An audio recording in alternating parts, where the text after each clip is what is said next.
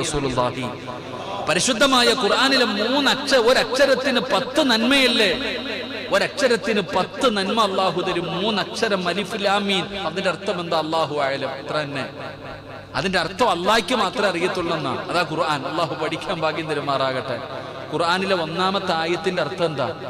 ചങ്ങായിമാർ ഇങ്ങോട്ട് നോക്ക്. ഖുർആനിലെ 1-ാമത്തെ ആയത്തിന്റെ അർത്ഥം എന്താ?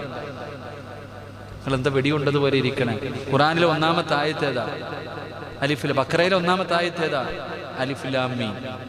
അല്ലാഹു ലാ ഇലാഹ ഇല്ലാ ഹുവൽ ഹയ്യുൽ. ഇങ്ങനെ അലിഫ് ലാം മീം ദാലിക്കൽ കിതാബു ലാ റൈബ ഫീഹി ഹുദൽ ലിൽ മുത്തഖീൻ. അല്ലാഹ് പറഞ്ഞെന്തറിയോ? ഖുർആനിന്റെ 1-ാമത്തെ ആയത്തിന്റെ അർത്ഥം തന്നെ അല്ലാഹു അഅലം. അത് അല്ലാഹ്ക്ക് മാത്രമേ അറിയത്തുള്ളൂ. ഇതാണ് മനുഷ്യൻ. പഠിക്കണം. അല്ലാഹു നമുക്ക് ഭാഗ്യം തരുമാറാകട്ടെ. അപ്പൊ അതുകൊണ്ട് ഞാൻ പറഞ്ഞത്, ഇനിയെങ്കിലും ഖുർആൻ കൈകൊണ്ടെടുക്കാനാണ്. ഇനിയെങ്കിലും നമ്മൾ ഖുർആൻ കൈകൊണ്ടെടുക്കും. ഇപ്പൊ ഉംറയ്ക്ക് പോയി, അൽഹംദുലില്ലാഹ്